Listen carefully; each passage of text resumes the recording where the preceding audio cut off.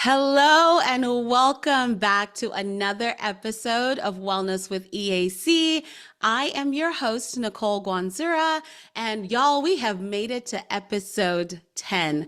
Remember when I was telling you it took me a whole year to even hit record, and now I'm 10 episodes in. I'm going to give a little hand clap to myself. I'm going to give myself some flowers, and I see my sis giving me some flowers here. I cannot believe it, but it's just been such a fun journey, and I'm so honored that you all are coming on this journey with me and with our wonderful guests. And on this podcast, you already know we are talking about career wellness. We're talking about our faith journeys and how that intersects with our personal and professional lives. So we are going to be chatting about all kinds of topics. We've talked about career wellness. We've talked about transferable skills.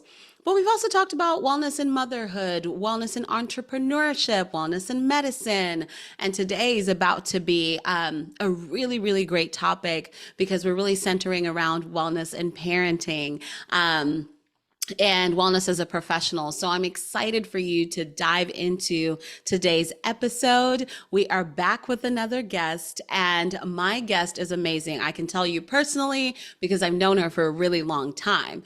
And I can also tell you, remember when I talked about wellness and motherhood and how I'm working towards being a better mother? She makes me want to be a better mother. She's a great example of what motherhood looks like through the ups and downs and grace through it. So I am going to pause it from here, from my talking. I want to turn it over and give a big warm welcome to Andrea Crest. She is the CEO. She's the founder of ACE Enterprises. She's going to tell you a little bit more about who she is, all about ACE, and I cannot wait. You don't want to miss this. Over to you, Drea. Hey, Nicole, thank you so much for having me on the podcast. I'm excited about what God's doing in your life, and thank you for sharing the space with me. Again, my name is Andrea Crest. I am the founder of ACE. ACE is Andrea Crest Enterprises. We have ACE Parenting and ACE Childcare. First and foremost, I am a mother to 3 beautiful girls. At the time of this recording, they are 12, 7, and 4 years old. So we're in a season of a lot of busyness, cheerleading, soccer, school dances, middle school. There's so much happening in our lives. But honestly, it's my greatest assignment, and I'm honored to be their mom. They make me so proud every day. But when I'm not mothering them, I'm in the process of really expanding my reach to influence the lives of more children and more parents. I've been in the early childhood education space, for so long, dating all the way back to when I was in high school. One of my first jobs is working in a child care center. And I really felt like God was calling me to impact the lives of children through my own experiences I had as a child and just seeing the need there. I've always had a passion for children, but in becoming a parent myself, I really saw a space for me to impact the lives of parents and to be able to impact the lives of children through their parents and making that direct connection with the parents so that they can really implement some of the beliefs and strategies that I have within their own homes. I love that. Thank you so much for sharing that because it's so important for so many of our listeners that are trying to balance this thing called life as moms and, and as parents, just trying to figure out what does it look like, right? Who else is in a similar boat as me? How do I handle the day-to-day nuances? How do I handle when life is just lifing, right? Who am I sometimes outside of parenting? So I love that you have not only this very deep and personal experience with your amazing daughters, but also just externally the impact, right? I've had the privilege of knowing the circle around you and the children you've been able to impact. And then the children outside of that, the parents, and ultimately, honestly, families that you're impacting as a result of your work, and the testament of people over and again who, when they talk about you, the legacy you leave everywhere you go is just one of wow and change and transformation. So it's, we just talk about God-given calling, it just makes sense. It makes so much sense in how you're giving glory to him by walking in this purpose. So I appreciate you just kind of giving a little bit of that background and how, how early this journey started for you. What are you most proud of right now in this season of life? Oh, honestly, I'd probably say I'm most proud of leaning into what God has called me to and pushing past my fears. I Mm, was talking to a friend the other day, and we were talking about some of the things that I have coming up with my business. And the question was, why now? And why is this scary for you? mm, And it's scary for me because although I love children, I love parents, and I love influencing them, there's always been a little bit of hesitation or guilt for me in mm-hmm. charging for those services, right? Yeah. Because I know that this is my God-given calling, and I, for years, have done it for free. I gladly influence parents, talk with parents, coach parents. But God has shared with me that this is really a way to better my own family by sharing Mm, what He's given to me. But the hard part is really stepping beyond myself. yeah. I, though I do so much talking, publicly and one-on-one conversations, I am deeply introverted. I recharge Mm-hmm. when I'm at home under my blanket by myself. So doing things like hosting workshops and seminars where I'm speaking in front of a group of people, yes, I can do it, but it causes me to step beyond my comfort zone. And so in Mm, the conversation I was having with my friend, what I shared with him was that in this season, God is calling me to step beyond so that I can be a blessing to someone else. And mm, how selfish it would be for me to continue living a life where God has given things to me. And because of my own fears and insecurities, I've chosen not to share them. mm. So I'm choosing to do it scared and to live a life in service of others, meaning that even if it scares me, I have to do what God calls me to do. And That's it. the day that I leave this earth, I want to leave empty. I want to know that I gave the earth everything that God gave to me, and there's nothing left.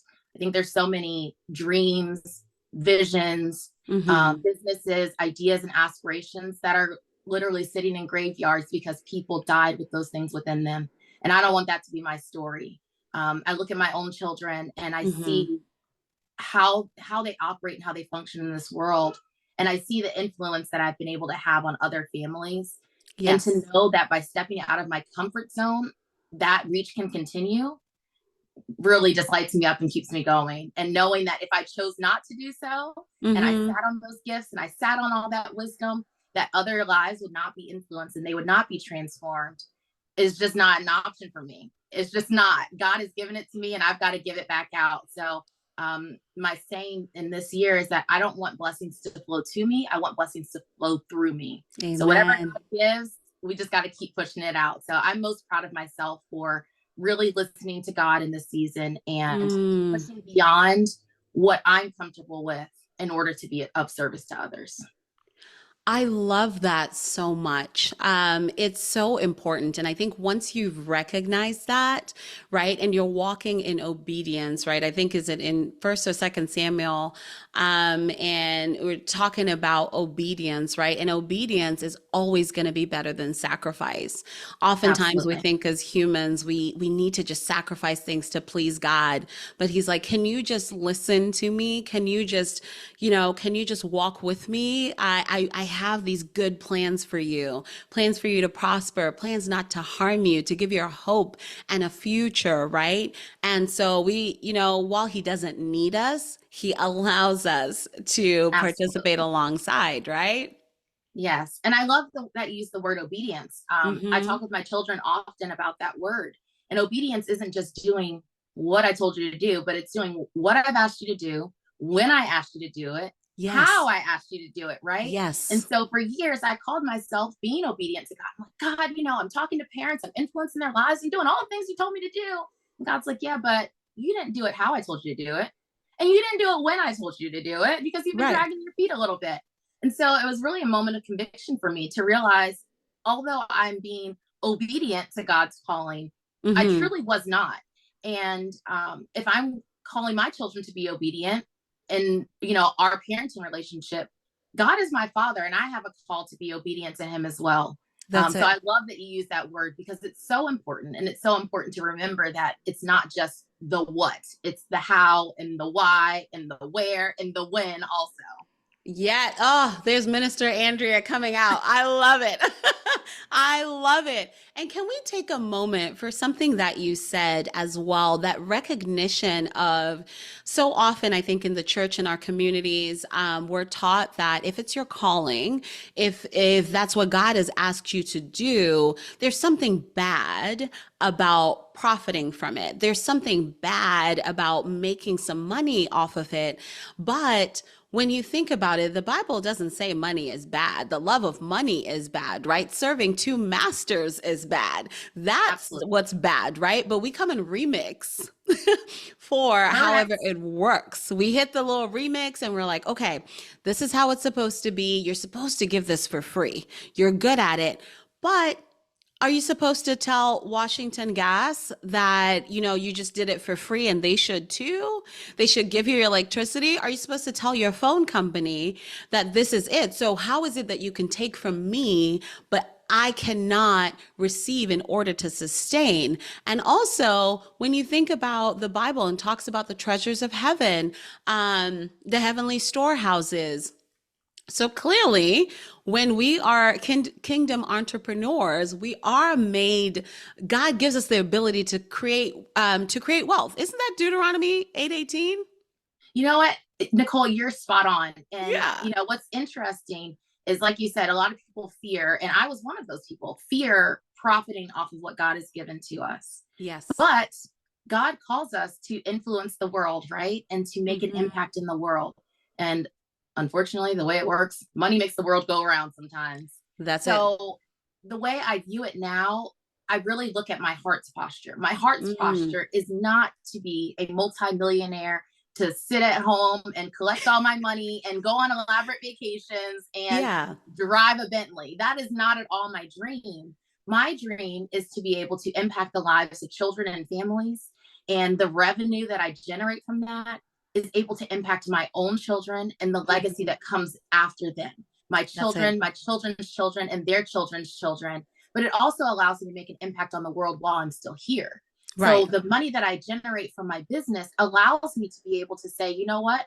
I want to take these kids on vacation with me, my kids' friends. Or it Hmm. allows me to say, you know what? I want to host a birthday party at my house for a child who lives up the street whose parents can't afford to do so. Or it Right. allows me to say, I'd like to go and volunteer at the elementary school because I have revenue that allows me to free up my time to be Mm. available to serve in other places. So it's not about generating revenue for building wealth necessarily. It's about generating revenue to make a lasting impact and to leave a legacy of love and of service to others. I think that Amen God to that. honors that, God respects that, and really it all comes down to our heart's posture. And I It, think that the more yeah. our hearts are aligned to Him, the more Hmm. revenue we'll see coming in without even trying. That's the amazing thing that I see about God is He finds ways to bless us when we're not even trying, right? So Oh, there's yeah. times that I've gotten blessings through my business that I wasn't even seeking, I wasn't even prepared for, I wasn't marketing, I wasn't Hmm. communicating about it, but the blessings continue to flow in. And honestly, it just feels like a reminder from God that, hey, you're on the right track. Hey, you're doing what I've asked. Hey, your heart's in alignment with me. So That's again, it. heart's posture matters so much. It matters. If you're going to talk about consecration, right? That's a whole nother topic. But posture, heart posture matters. And, when we think about, when we read the Bible and you often hear of generational curses that go through our bloodlines, right? But you also think of like covenants that God made with so many people in the Bible and how that favor transcended generations because of the prayers of, for us, our grandmas, our grandpas, our parents, parents and now for our children, that's what continues to flow, right? So generational curses can flow through. Why can't that generational love and wealth and provision and all of that just continue to flow through because of our obedience, that God then has an open door to just continue to grant us favor and grace along the way, because he knows we're imperfect, but he loves that at least if we're taking the step in our natural, he's going to add the super, and it's going to be a supernatural result beyond us. Amen. Beyond Amen. us, like our children's children. Yes, we still have a family vacation in the works to Mexico. Like we're Yes. still going to do that. Don't get us wrong. We're going to go and do the thing, but to be able to spread, right? Because of whom much is given, much is to be expected. And that's how God continues to bless you when you're not hoarding the wealth. There's just too much. It'll flow through. Yes. And even things like going on a nice trip. I mean, I can't tell you how many times I've gone on a trip and I'm just having general conversation with somebody and they notice my children, they notice my interactions, and they say, wow, how are you do this? Like, how do you talk to your kids like that? How do you have so much patience? And it just leads to a natural conversation about how God has given me these gifts and these talents to impact the lives of my own children right here in my own home, my very first ministry. And then they take those things and they're able to go back and spread them. The conversation I was telling you that I had with a friend talking about my business and my upcoming workshop is actually a friend that I met on vacation last year when I was in Myrtle Beach. Wow. We were in Myrtle Beach. I'm having conversation, hanging out with my girls, and it just happened to be sitting poolside, literally sitting poolside. We end up having conversations about kids. He has 2 kids of his own. He's asking me about how I parent. He's like, wow, this is so inspiring. Like, you must do something with this. You must be talking to other people. And I said, well, actually, I do coach other parents and this is something that I do. And he just said, it just comes so naturally to you that this comes up in conversation. So a moment that was a vacation for me, that was something that was a blessing to me and my family, still allowed me to be on assignment for what God has called me to do, which is impacting the lives of children and families. So no matter where I am, no matter what I'm doing, that's always going to come into play. I love that. I love that. Thank you for sharing that real-time example of how that happens, right? It's just kind of oozing off of you. It's around you.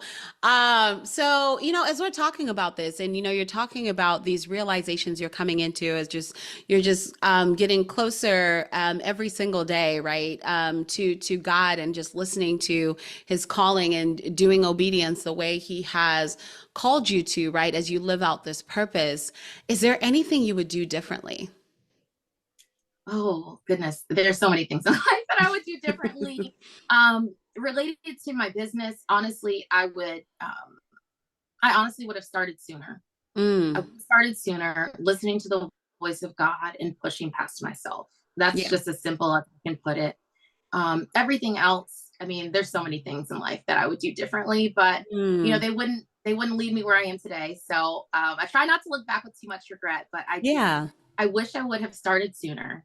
I wish I would have listened to the voice of God sooner. And not because of my own selfish desires, but because I think about how many children and families I've missed the moment to minister to them, to help them transform their lives, to help them transform their parenting, to help them transform their household and their personal legacy. I think about those people. And honestly, that's what probably mostly keeps me awake at night, is thinking about missed opportunities to impact the lives of others. And, when I had that realization, I decided there's no turning back. Every moment is an opportunity to minister to somebody and to be a blessing in somebody's life and to change their life. So going forward, yes, definitely leaning into what God has called me to do, even if it's scary. Even if it's scary, right? Because he has not given us a spirit of fear. So, Absolutely. you know what? So that's important. And, also thank God for his grace and his mercy as we go through that. We're like, okay, God, you called us to help this person. But if maybe I was acting out of fear, yes, God, forgive me for this thing. But also the way he's like, if this person really needs this, yes, Andrea, I called you to do this, but I can also call somebody else to be there in the meantime or redirect some things as needed in the meantime so that that person can still be served. And you don't know, right, how he's still working all things together in that person's life for Absolutely. their good. And so that window is never fully closed. I think there's just always opportunities. And gosh, with all the people in the world, actually the people in our communities, the people right outside of our communities, the people right in the midst of our networks, you just don't even know. I mean, there's so many. There's so many. So Yes. yeah, thank God for his grace and mercy, because I think he even factored that in the plan. He knew. He knew you Yes. were going to hit pause and delay and play a little dodgeball when the enemy came and said, "Really, Andrea? Can you? Oh gosh, but do you think that's going to be a sustainable business? Oh, well, I need you to stay stuck in your brand colors. I need you to stay stuck in updating your website. I need you to, those conversations. We have had those conversations because we were Yes. both going through it. Yes. And God knows me. I mean, God knows that I am a hot mess, work in progress all day, every day. God knows Yes. me. And I said, I'm so grateful for his grace and for his Yeah. mercy and for not giving up on me. I'm really full of gratitude when I think about those things. But he knows us. He knows where we're going to falter. He knows when we're going to give up. He knows when we're going to get discouraged. But the ability to wake up every day and just keep on trying and to Mm, see how even those moments of my own disobedience have led to other moments of success. One of right. my favorite Bible stories is the story of Jonah. Mm, Now, everybody talks about Jonah, the big whale, big fish, whatever you want to call it. yeah. But Jonah had an assignment. Mm-hmm. And Jonah decided he was going to try to avoid his assignment. Yep. And that didn't work out so well for him. He was swallowed up in the Mm-hmm. belly of a dirty, nasty, giant fish. But then he also, not only did he make it to Nineveh ultimately to deliver the message of God that he was originally supposed to deliver, Yeah. but when he got picked up on the boat along the way, those people were saved. Remember, Yes. he was on a boat and they Yes. said, "What is this God that's doing this? What's happening here?" And those people that were on the boat that he wasn't even supposed to be with got saved in his disobedience. Yes. So I look at my life story and I look at my journey and I'm like, okay, God, there are plenty of times that I messed up and I missed the mark and I got way off track. I did not go straight to Nineveh like I was supposed to. I was going here, there, everywhere and avoiding where I was called to go. But in my avoidance, even then, God was merciful enough to allow me to have an impact on those people. Places I had no business being, people I Right. had no business meeting, talking to, but God ordained it and God made sure that even in my disobedience, he still got the glory. And that is just incredible when you stop to think about it. Wow. Wow. That is really incredible. And I don't always look at it that way. And one thing that's coming to my mind too is, yes, while I'm not saying he should have disobeyed or anything like that, but the way he rerouted, um, God also perfectly orchestrated it that those people in the boat could see his glory in Yes. that. So who knows what would have become of them? Who knows what would have become of their salvation or, their end journey had they not had that encounter with Jonah, right? So Yes. God still used that. And Yes. they were able to be ministered to real time and see, those wonders and works, right? So those signs and wonders real time. So it's beautiful, right? When we directly translate it to our lives. Or yesterday I was listening. So I've just been started listening to the Bible on audio. And I was just thinking about how Lot, when he was getting ready to leave Sodom and Gomorrah, and the angels came in and all that stuff was happening around. But then it was the favor and the covenant that God had and remembered Abraham. And because Lot was a part of Abraham's family, these angels came. God saw mercy and favor to get them out, even though God couldn't find 50 righteous people, 30, 20, all of that, when all that big, bold conversation was happening. But I just think about that favor, right? right? Because even though Yes. God went on to destroy all the debauchery that was happening there, he found favor in Lot. He honored covenants and promises he had around Abraham's family and descendants and property and all of that stuff. So I just found it so beautiful that in the midst, he knew what we were going to be like. He knew he was not going to wipe away the people again. Goodness knows this is why he had to send Jesus. Yes. Because we can't help ourselves. We can't help ourselves. Yes. But this is why his mercies are new every day. And so he does the same for our businesses. He does the same for how we interact with our families.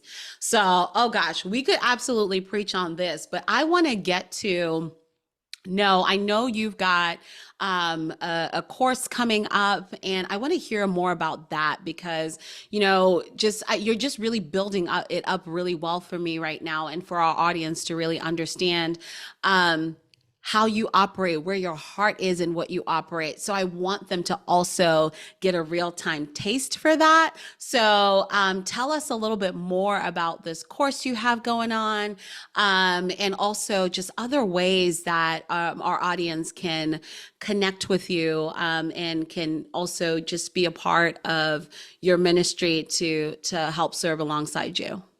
Yeah. So right now I have some things coming up, but first I want to backtrack. I want us to go back so we can talk a little bit more about history. So we were just saying that the story of Jonah, right? And how getting off track, getting derailed, and, things in our life that seemingly are not good can lead to something good.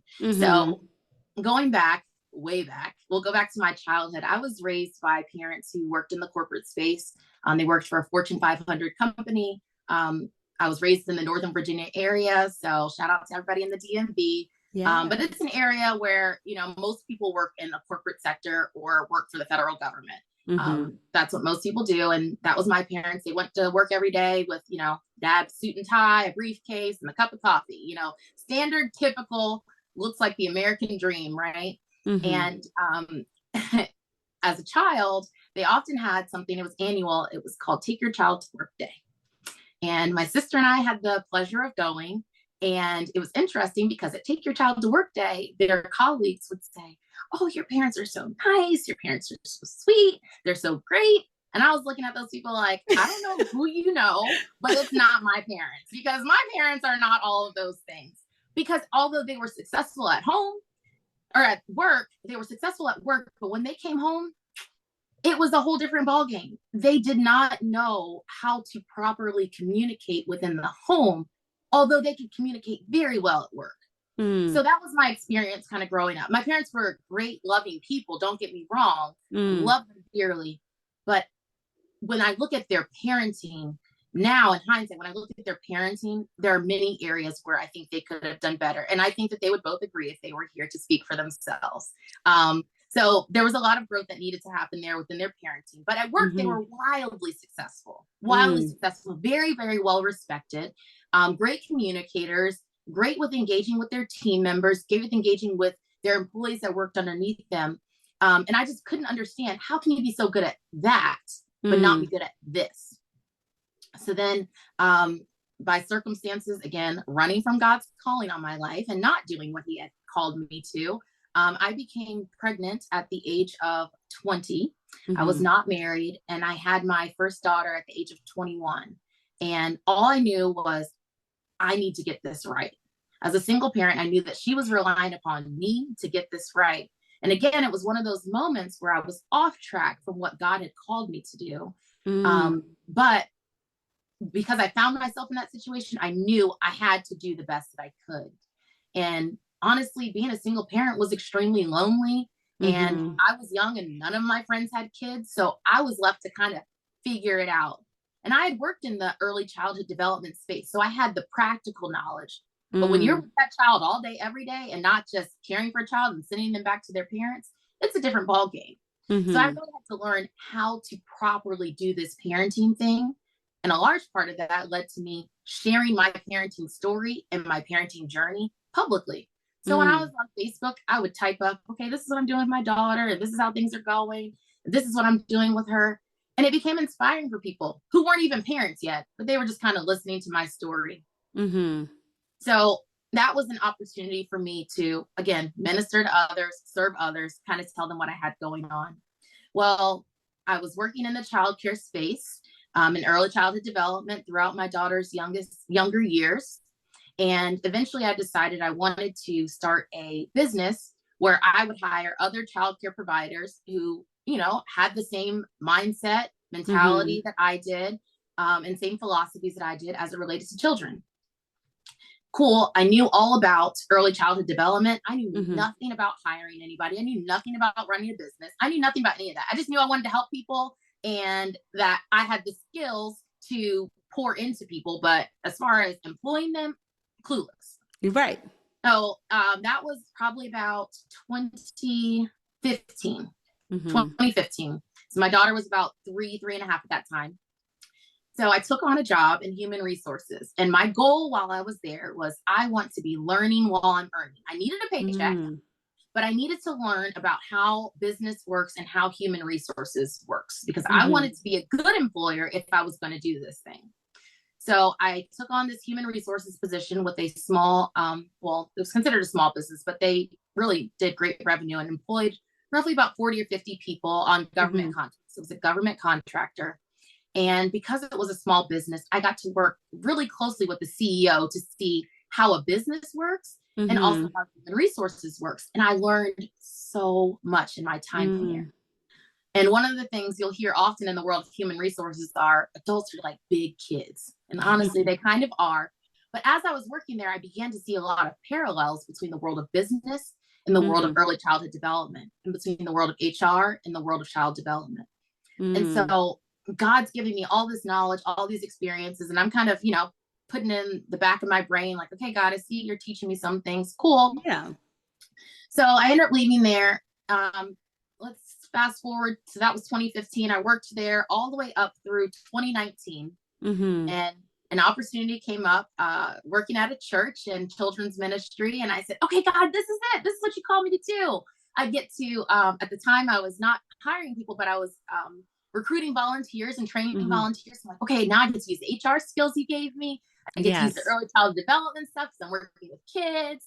You've given me so much by way of ministry that I get to minister to others. Like, God, I'm doing exactly what you called me to do. Look at me being obedient. Give me my gold star, God. And God said, that's real cute, but that's not what I called you to do. That's what I called you to do this season, but that's not your assignment. So I was like, okay, God, all right, well, sit here twiddling my thumbs, and I did it, and I did well in that position. But ultimately, God was calling me to more. And that's when you and I began having some conversations around 2020, 2021.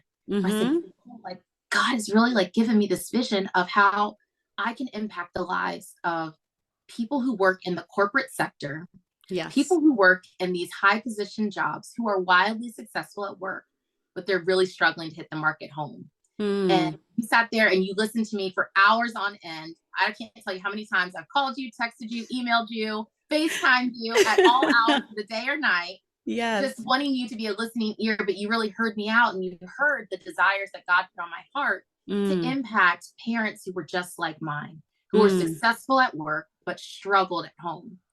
So what I did through finally listening to God and doing exactly what he called me to do, I created a framework that allows parents who are C-suite executives, entrepreneurs, high-level professionals to take the same skills they use every day at work and implement them into their home. So all good businesses have a purpose, a vision, a mission. They have processes and procedures. They have handbooks, and they have things that are structured to make the business run well, to take care of their employees well, and to keep the corporate executives accountable. In parenting, the exact same things are required. So many parents think, okay, I'm not the Pinterest mom. I don't make all these creative activities, or I'm not, the do-it-all dad that, goes to baseball practice and can do all these different things. But they are good at strategizing. They are good at communicating. They are good at planning. They are good at policy creation. They are good at change management. So all of those skills they use at work apply to home. So what I teach parents is how to apply those skills in their home. You can create a handbook for your children. Yeah. a handbook that says, this is what I expect of you as your parent, and this is what I'm willing to give to you as your parent. Because Mm-hmm. all employers, they're not just looking for their employees to give them something. They give them something in return by way of a paycheck, by way of benefits, by way of perks. And as a Mm. parent, we do the same thing. We just call it giving them chores and then giving them an allowance, or Right. giving them responsibilities and then giving them privileges. It's the same exact thing. At work, you have a policy and procedure for social media use, what Mm-hmm. you are and are not allowed to do on social media based on your employment contract. At Yes. home with your children, you can have a social media policy. These are the things that I allow you to do. And these are the expectations I have by giving you these responsibilities and giving you these privileges. But these are Mm. also the consequences of not following through on these policies. And so often with children, they need that structure, they desire that structure. But what Mm-hmm. really is important is making sure that everyone is on the same page with what we have in place and what the Yes. consequences are when those things are not followed. Mm-hmm. So really, it's a simple framework that allows parents to bring the same skills, those soft skills that they have, that they're using every day, right into their Mm-hmm. homes, so that it not only is effective in their parenting style, but it's also authentic. They don't have to Yes. pretend to be anybody else. God called them to think in these ways, to be strategic, to be corporate professionals who govern Mm. themselves in that way. And those skills work in the home. They really do. And That's it. children thrive under that structure. So, I look back at my own parents and I think, man, they were successful at work, but they didn't get it quite right at home. And although I can't go back and change the upbringing that I had or change my parents, Mm-hmm. God gave me those experiences so that now I can impart something into other parents who are in Yes. that same situation. And I get to see those children who look like Mm-hmm. me, those children who are me, who look at their parents like, why are you so nice to your people at work, but you come home and yell at us and you're frustrated and you can't get us to do what you want us to do without Right. yelling and screaming and all these different things. Now I'm able to make an impact in the life of that child simply by Mm-hmm. showing their parents how they can do it effectively and authentically. Of course. Of course. Um, there's so much there. And I think it's just really amazing that, you are doing this, and you're giving this opportunity for parents to see those parallels in their lives, and that, this is your marketplace ministry. I will link everything that, from your website to your upcoming course and all of that in the show notes for anybody who's interested in learning more about ACE, learning about Andrea, and maybe just wants to drop her a note, about something that really resonated with them from this episode. And speaking of that, share with us, right? What insight did you get from having from these conversations today? Did you feel a moving in your spirit? Did you feel, something that you learned that really resonated with you? We'd love for you to share that in the comments, and anything that's coming in, I'll share with Andrea. And then, of course, we'll make sure that we have all of her contact information. But Andrea, this has been amazing. I mean, you have just dropped so much knowledge and just given some insight. And I think there's somebody who's stirred right now who is gonna get off their bottom, get out of their fear, and just operate in the excellence that God called them to, and just take their one step so God can do the rest. So really, I want to thank you for being a part of this conversation today. Thank you for having me. It's been an honor. I love supporting you. We've known each other. Goodness, I think at this point we've known each other longer than we haven't. Yes, At this point in yes, our lives, actually, that's true. which is scary to think about. Like, how are we that old? But we are. We've known each other for so long, and our friendship has been a beautiful God-given gift to me. So I'm grateful for your friendship and sisterhood. I'm grateful for the opportunity to be here. And I'm grateful for you allowing me into the lives of your children too, and Mm. allowing me to impart some wisdom on you so that I can see your children thrive, and to see you thrive in motherhood. It's been a beautiful thing for me. And I'm forever grateful. Thank you. Thank you. It's all the same sentiments back to you. I think it's so important. I talk so much on the podcast about the power of having a village, right? And Yes. counting you in that. And, being able to entrust my child for days at a time while I went off to give birth to another. And I Yes. didn't have to worry. And she was fine. And she had a new hairstyle when I saw her and a cute little big sister shirt. And, these things that I'm like, in a world where we are extremely protective over our children, extremely, even like within family or right outside family, there's so many boundaries that we have to keep and maintain for the safety and sanctity of our children. I'm so grateful to have you in that village, in that trust where I don't have to think twice, right? And then when I know that your girls are around my kids, it is a beautiful bond. There's nothing Yep. vile coming out of it. We know their basement, if they're playing, like there's nothing that's going to come out of there and it's going to say, well, so and so did this to me. That is just so wildly out of character because that's not who they are. So Right. I'm grateful for that influence that in between each other, they get to grow up together, right? And they're going to Yes. know each other for a lifetime. So I'm really grateful, and I could go on forever and ever. But this is gonna be a long one, y'all. Just be prepared. So, we're gonna wrap it up here, but just want to thank you for tuning in, and really hope that this message really blessed you. And if it did, please leave us a review. We would love to hear from you. Leave us a review, leave a comment. This podcast is available on Apple Podcasts, on Spotify, as well as if you want to see us, vibe with us visually, you're going to see us on YouTube as well. Until next Wednesday, be well, take care, and I can't wait to connect with you again. Bye, everybody.